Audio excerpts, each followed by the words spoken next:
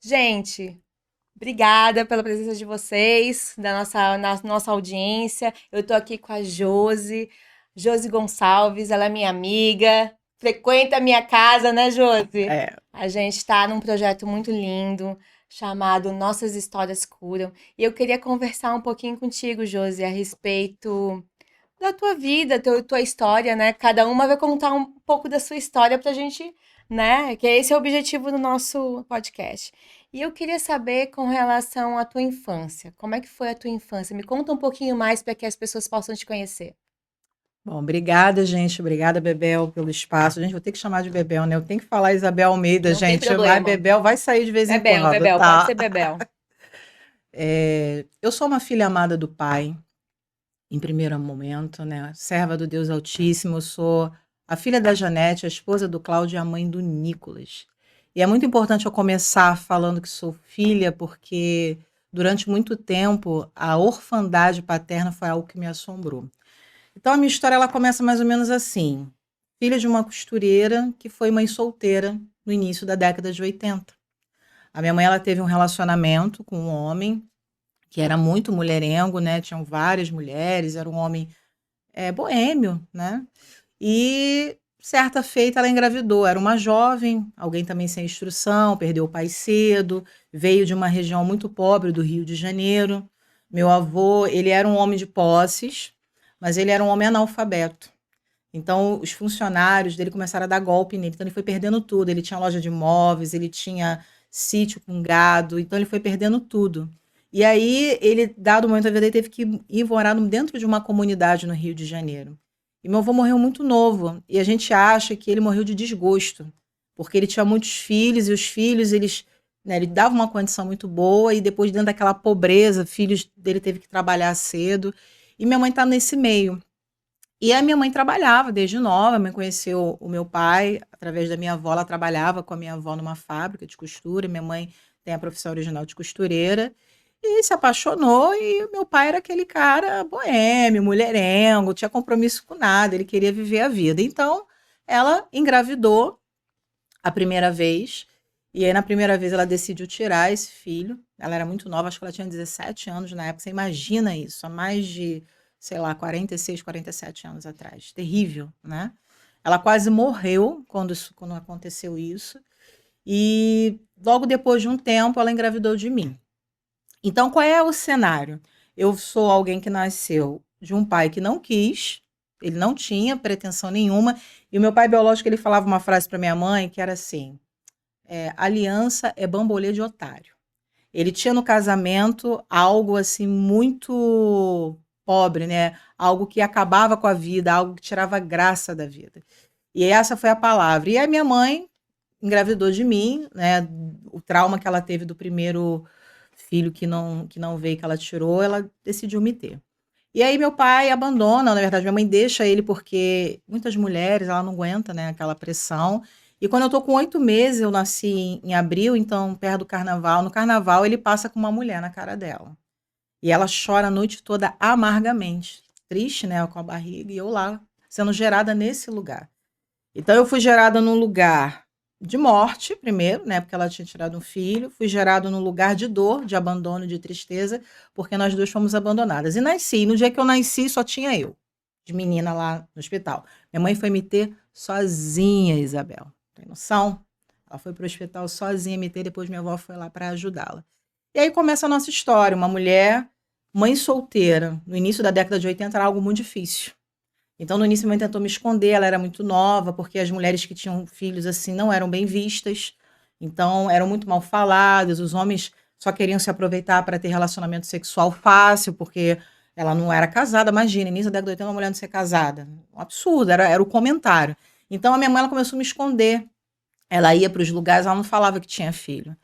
E durante esse período, ela conheceu uma pessoa num carnaval que ela foi lá na quadra da Beija-Flor, e esse homem começou a propor coisas para ela e tal, só que ela não queria assumir porque ela me tinha, e na hora que ele visse que me tinha, o negócio ia ficar meio esquisito, né?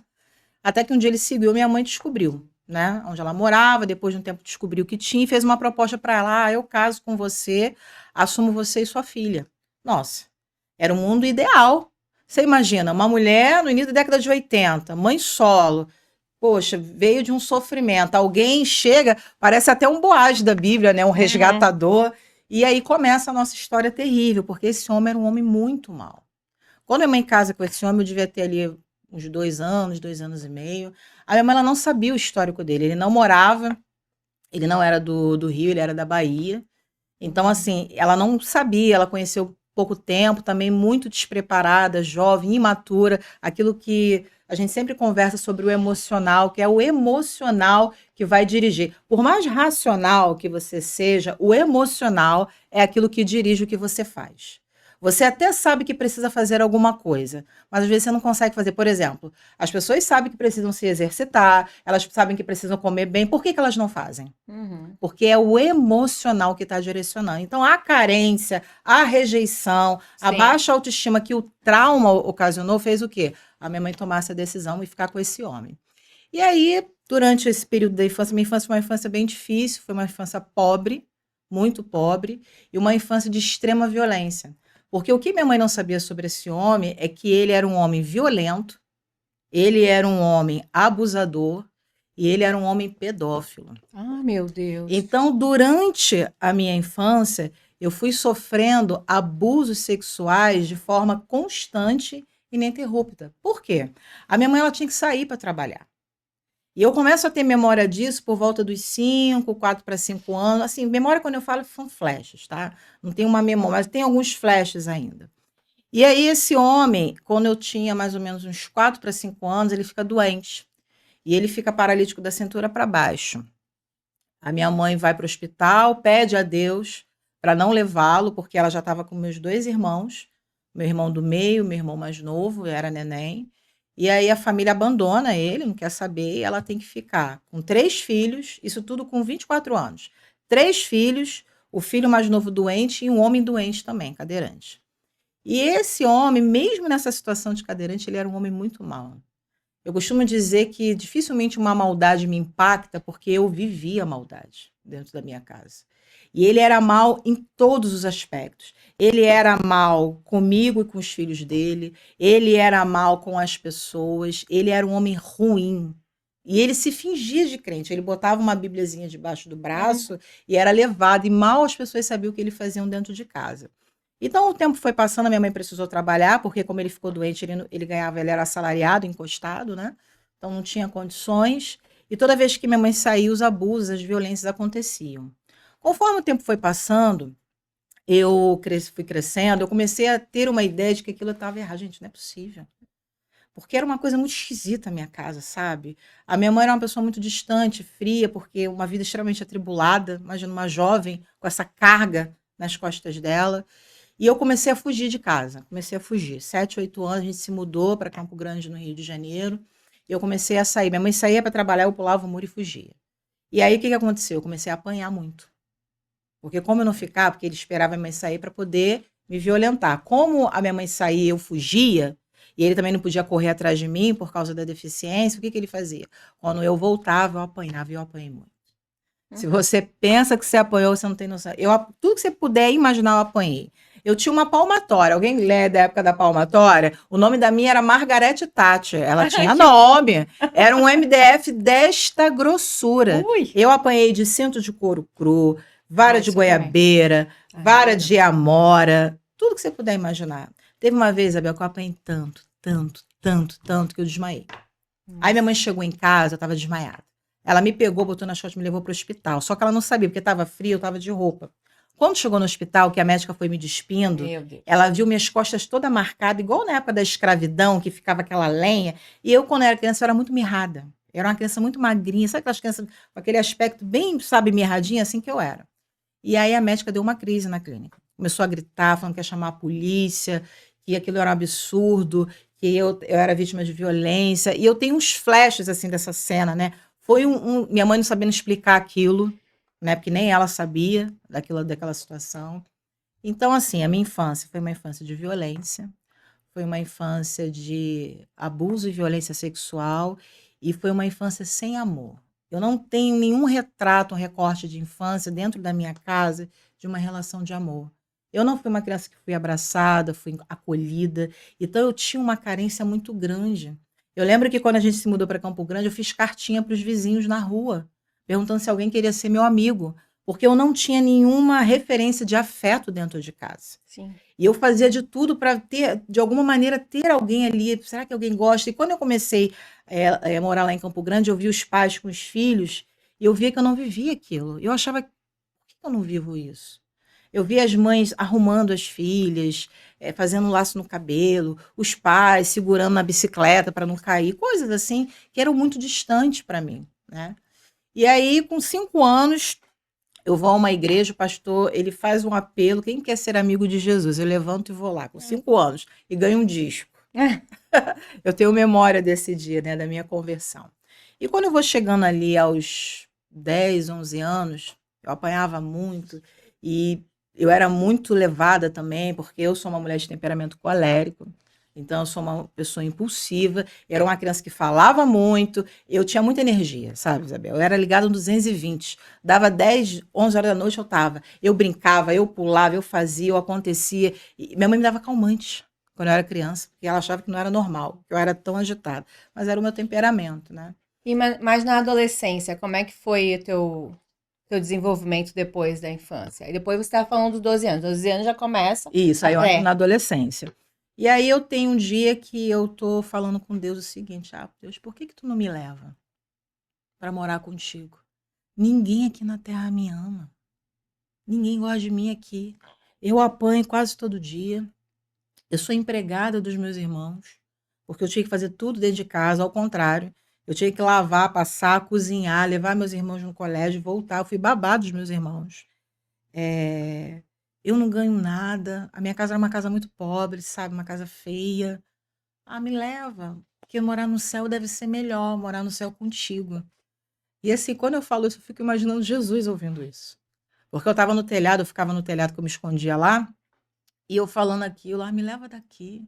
E naquele dia eu tive um sentimento de querer morrer, porque eu achava que a vida ali era muito ruim, né?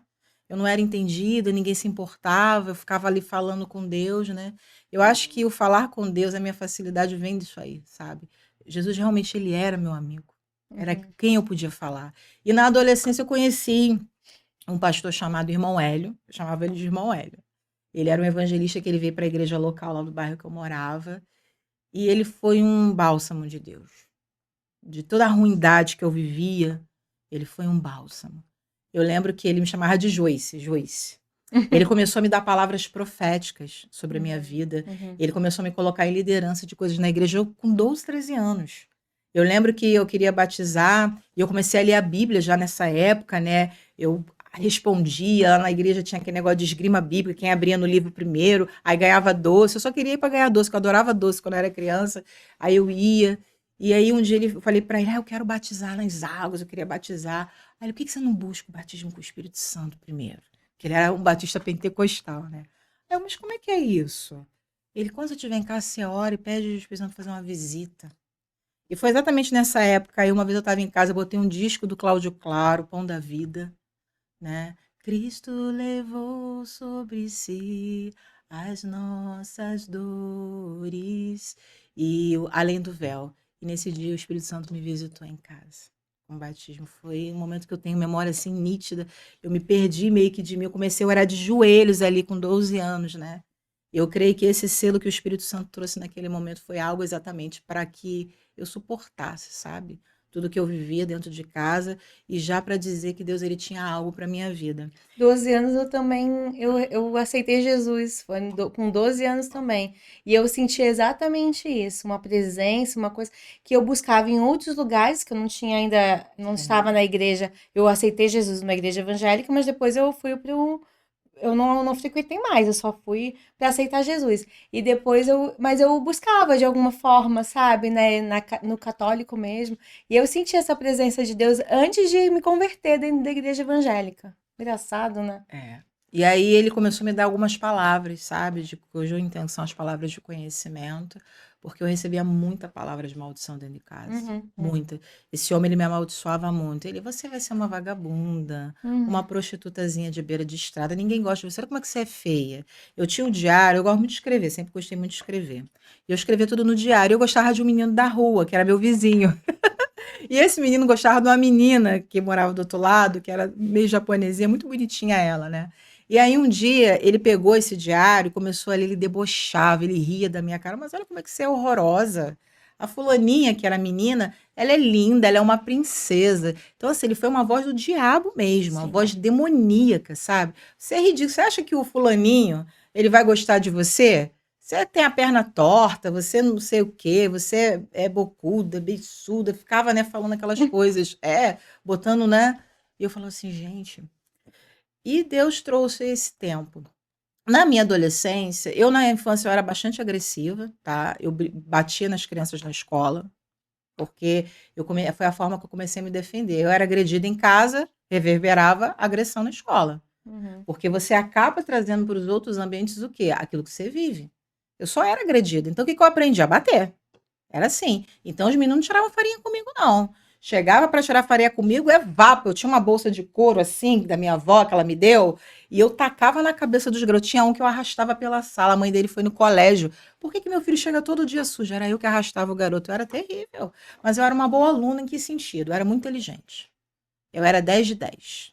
Eu aprendia rápido, eu só tirava nota boa. Então, os professores, porque geralmente o muito bagunceiro, ele não tem nota boa, que era a maioria lá. Mas Uhum. eu era diferente. É porque naquela época as pessoas não tinham aquele pensamento, pô, cara, por que essa menina tá agindo desse jeito se ela é Uhum. tão inteligente, tão esperta, né? E minha mãe ela não tinha essa preocupação de olhar meu caderno, de ir em reunião. Minha mãe nunca foi uma reunião minha na escola. E eu lembro que uma vez eu falei assim, mãe, por que você não vai na minha reunião? Ah, você não precisa. Seja que ela ia no dos meus irmãos, né? Porque eles tinham um pouco mais de dificuldade. E na adolescência eu chego mais transtornada. Por quê? Porque eu tenho esse histórico de casa. Na igreja, às vezes, eu ia a alguns lugares com a minha mãe, na qual as mulheres elas eram vítimas de violência doméstica, muita traição, e eu ouvia aquela conversa. Algo errado que minha mãe fazia. Eu acho que é um conselho que eu posso dar para as mães: cuidado com os lugares que vocês levam seus filhos e filhas e aquilo que eles vão ouvir. Nem tudo é bom dependendo da idade que ele tenha, sabe? E aí, nesse inteirinho, eu criei uma revolta. Falei assim, cara, homem não presta, né? Homem só faz mal. Bate, trai, engana. E aí eu fui me tornando o quê? Uma pessoa agressiva no falar, agressiva no ser. Eu falei assim, cara, o mundo é uma selva e a gente tem que sobreviver nele. Então, para tua mãe chorar, para minha mãe chorar, chora a sua primeiro. Então, comigo era o seguinte: bateu, levou. Você bateu duas, eu bato quatro. Você maltratou uma, eu maltrato duas. Eu fui criando essa dureza. E quando eu tinha 14 anos, minha mãe me contou sobre meu pai biológico, que só piorou. Porque até então eu tinha assim uma ideia que minha história era uma história esquisita, porque eu vivia uma coisa esquisita dentro de casa. Quando ela me conta sobre meu pai biológico, eu falei, cara, meu pai nem quis saber de mim. Quer dizer que ele permitiu que eu vivesse essa vida porcaria, esse lixo de vida, podendo ter evitado tudo isso. Porque a ausência da paternidade dá o quê? Legalidade para que o inimigo ele faça o que ele quiser na vida dos filhos. Então a paternidade ela é de extrema importância. Quando você tem uma paternidade ausente, o inimigo ele se apresenta como pai. É Exatamente. assim que funciona. Então, como eu não tinha um pai, meu pai ele, no mundo espiritual, ele rejeitou, o que, que o inimigo ele achou? Opa, todo rejeitado tem uma apropriação maligna mesmo. Então, quando minha mãe me conta essa história, o meu sistema de revolta ele se aprimora. E eu começo também uma ruptura com a minha mãe.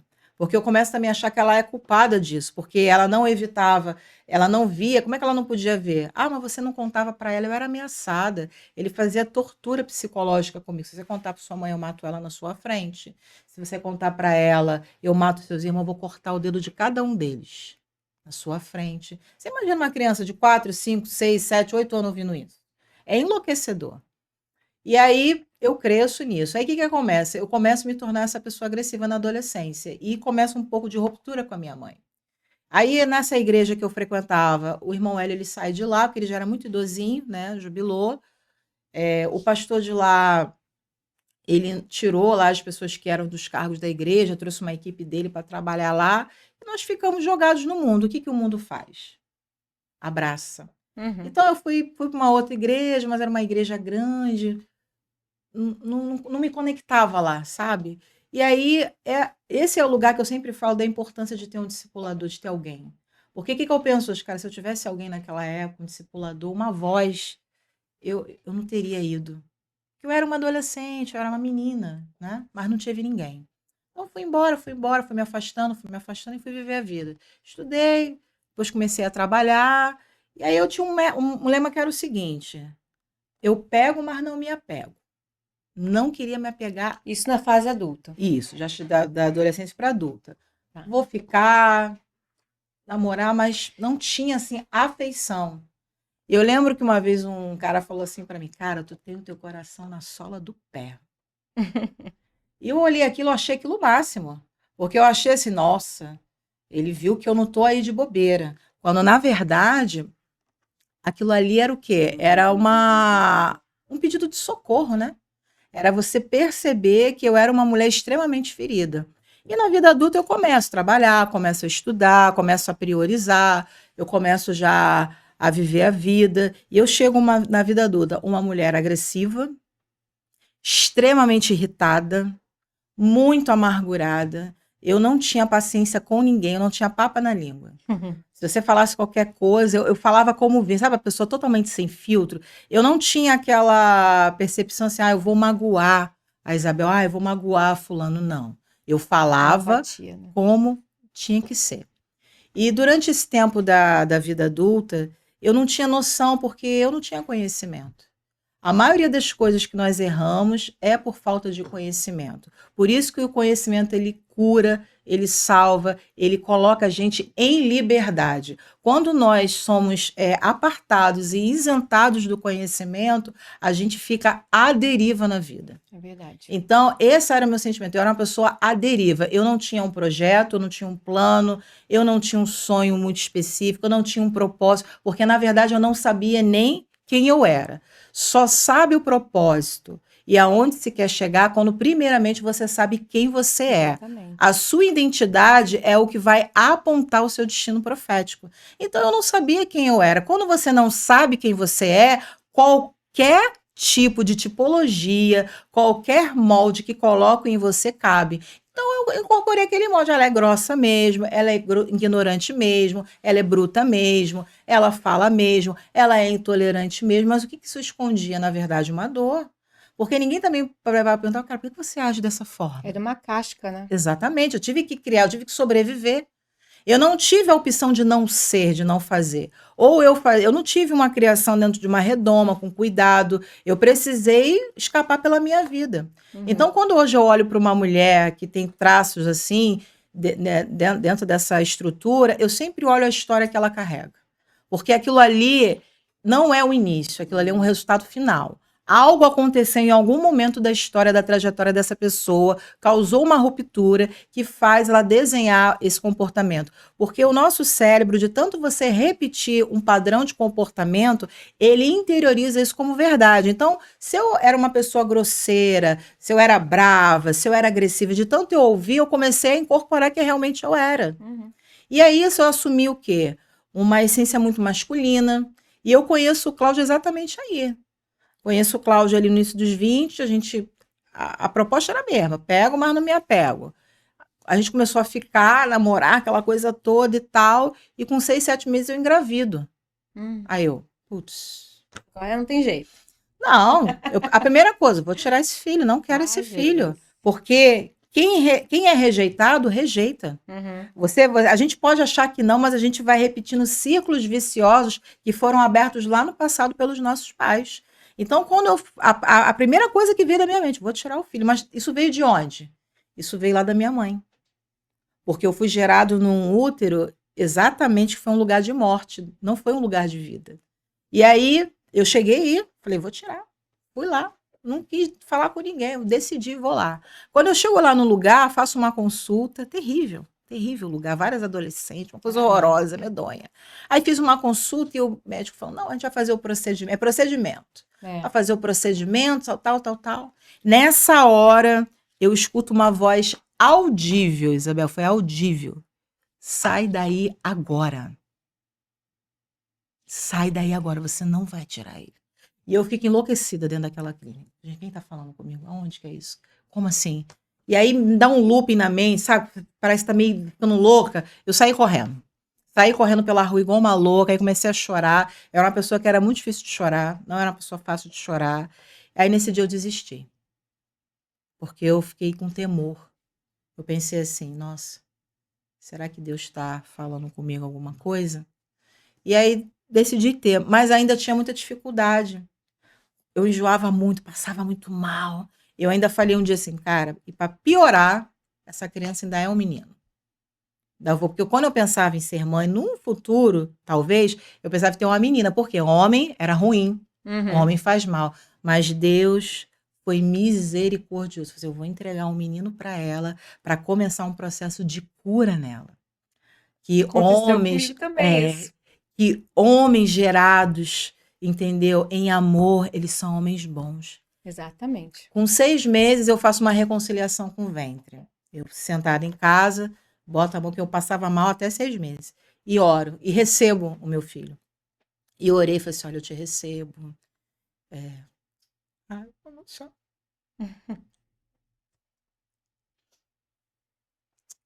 Mãe te recebe, mamãe te ama.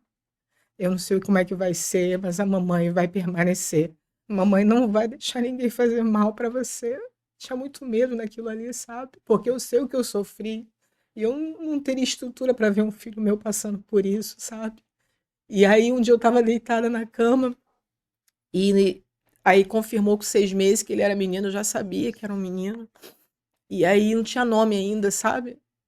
E aí um dia eu sentada assim, aí veio um nome assim, como se fosse uma brisa, Nicolas.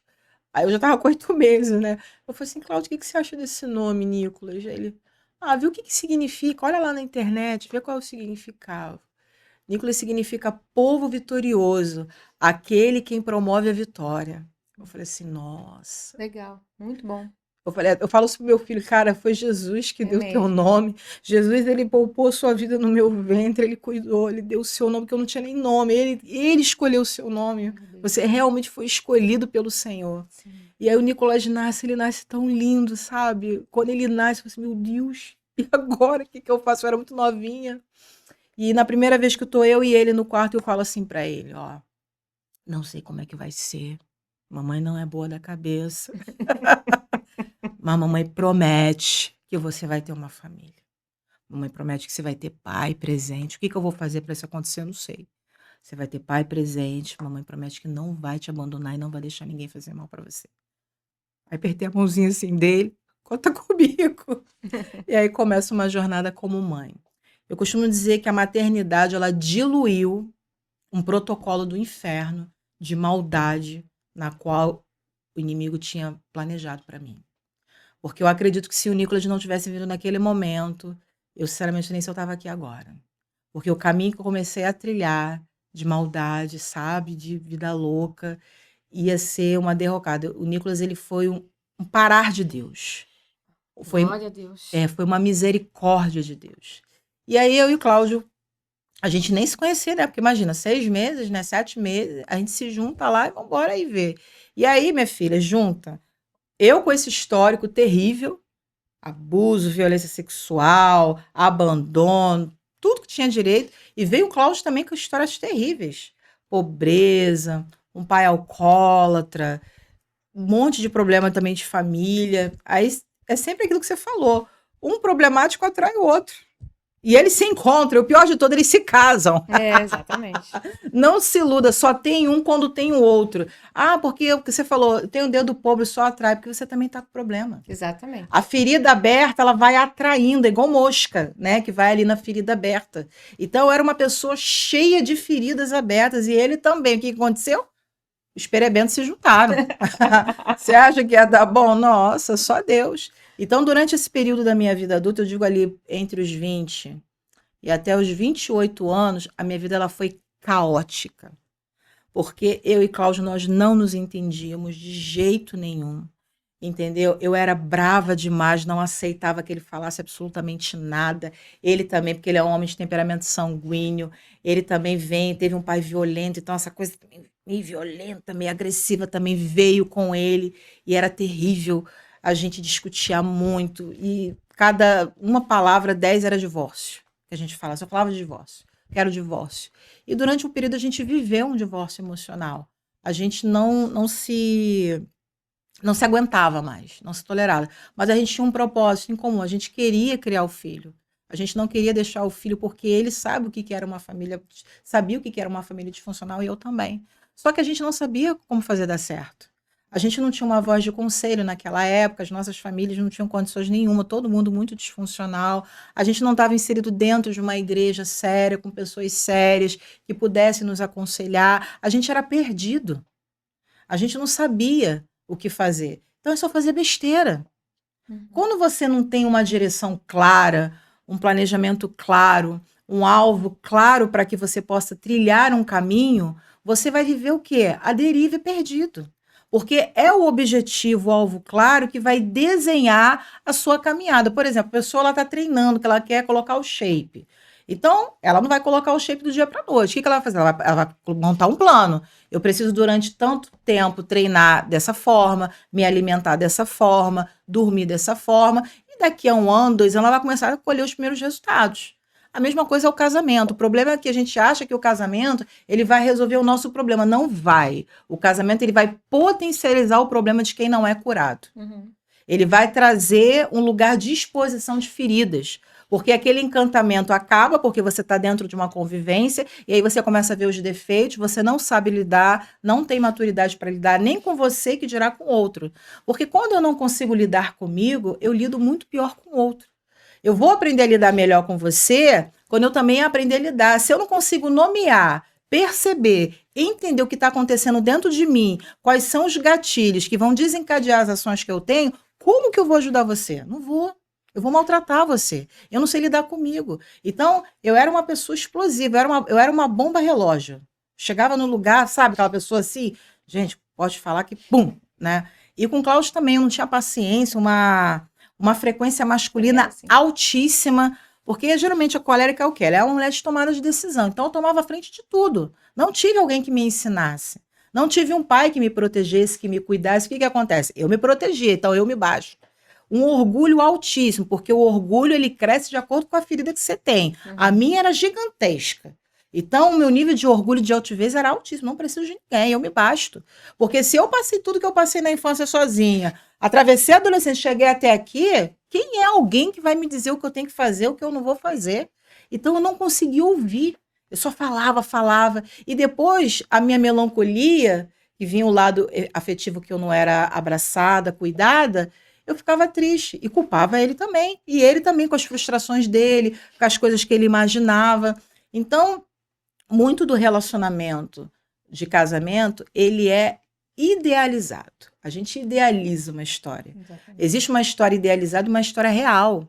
Eu gosto muito quando eu dou o curso de Mulher Única, que tem ali o mito do casamento, né? E foram felizes para sempre. A gente já começa desconstruindo isso, porque você vai casar com uma mulher real, que tem uma bagagem emocional histórica que vem, e a mulher vai casar com um príncipe. Não tem príncipe e princesa, minha gente. Tem pessoas que em algum momento vão ter um comportamento de princesa, de rei, na verdade. Mulheres não querem um príncipe, não, querem reis. Entendeu? Príncipe, ele fica na rebarba, rei governa. Uhum. Rei, ele dirige. Rei, ele aponta a direção. Queira, você que está aí buscando marido, eu quero o príncipe encantado, quero príncipe não, quero um rei. Mas para querer um rei, precisa ser uma rainha. É isso aí. Isso aí. A rainha é quem? É aquela que direciona, é aquela que é a voz de conselho, de sabedoria, ela sabe se portar, ela não precisa estar sempre em evidência, muito pelo contrário. Ela faz com que o rei se assente em bons lugares. Ela está sempre ali, ó, sabendo articular e desenvolver tudo. Então, eu não sabia ser rainha, não sabia ser princesa, sabia ser nada. Minha esposa e o Cláudio muito menos. Então, até os meus 28, 29 anos foi tudo muito caótico. E aí, nessa hora, eu escrevo uma carta, Isabela, e peço socorro a Deus. eu estava fazendo muita besteira na minha vida. Eu e o Cláudio, a gente já estava praticamente separado, só queríamos formalizar o divórcio. E nessa hora de caos, eu estava um dia sentada na minha casa, assim, o que que eu estou fazendo com a minha vida? O que que eu estou fazendo? Eu tenho um filho, meu filho tinha 8 anos na época. O que que vai ser? Eu vou me separar, eu vou formalizar, vou ficar aí o quê? Com um monte de homem, entra de sair de homem na minha casa. Eu era nova naquela época, eu me cuidava muito, treinava, entendeu? Vou ficar sozinha? Ilusão você falar isso. Eu tinha 28 anos, não ia, nunca, né? É isso que eu quero pro meu filho ficar vendo um entra e sai de homem dentro da minha casa, até passível de ser abusado por algum desses caras. Eu, do jeito que eu sou, vou atrair o quê? Boa coisa não vai ser. Então, eu tive um momento ali que eu creio que esse foi o momento que Deus ele me permitiu ter, que ele teve misericórdia de mim. E aí eu escrevi uma carta que eu não conseguia orar, porque o diabo ele me acusava muito. Você? Eu não conseguia entrar na igreja. Ele uma vez me chamou para ir num culto, eu não conseguia, sabe? Mas o estágio meu de opressão ele era muito grande, muito alto. E aí, nesse dia, eu escrevo uma carta para Deus. O título é exatamente esse, uma carta para Deus. E aí eu começo a falar, realmente eu não fui uma boa filha, aquilo que foi falado lá na minha infância, infelizmente não aconteceu, infelizmente não vai ser dessa vez, porque o pastor Hélio, ele profetizou. Você vai ser uma voz nesse tempo.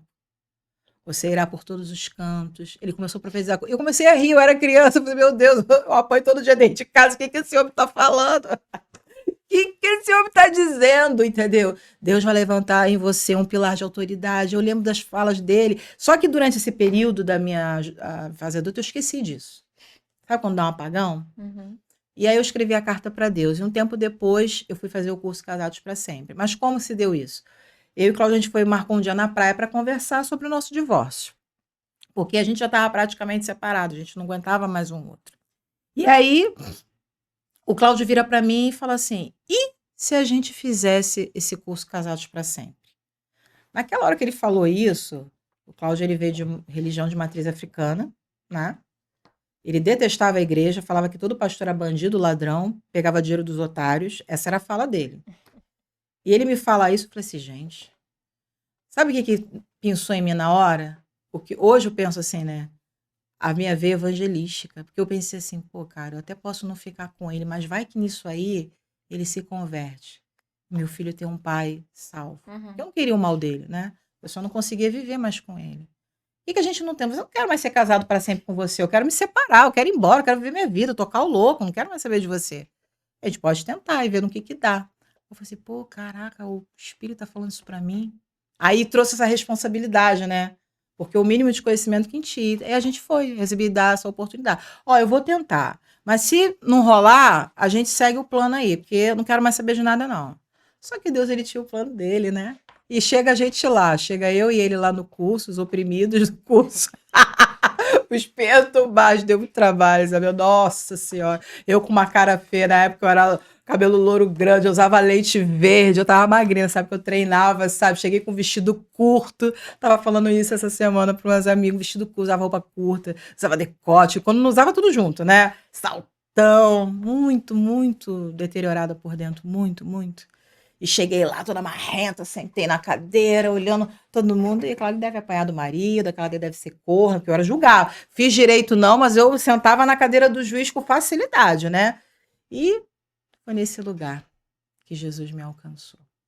Foi através daquelas pessoas, naquele tempo, que Jesus ele preparou um tempo de encontro. E eu, sabe, louvo a Deus por esse tempo, louvo a Deus porque fui encontrada nele, louvo a Deus porque foi na simplicidade de um pequeno grupo que o Senhor, ele preparou um tempo para minha casa, e mesmo falida emocionalmente, e mesmo com toda a história, ele não olhou para mim pelo que eu carregava, ele olhou para mim pela filha que ele criou para eu ser.